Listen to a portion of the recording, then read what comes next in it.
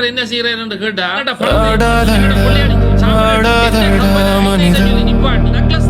தன் சொந்த முயற்சியில ஒரு ரொம்ப ஆட்டம் போட்டா அடங்கிடுவ மனிதா கல்லன் உலகத்திலே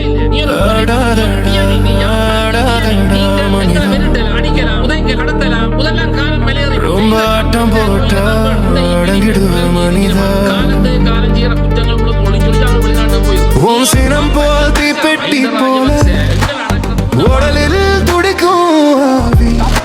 ஒரு நிமிஷம் கோபம் வந்தால் முழு உலகமும் மாறிவிடும் போல அந்த ஆண்டவன் தான் சாவி கொடுத்து ஆட்டி வைக்கிறான்.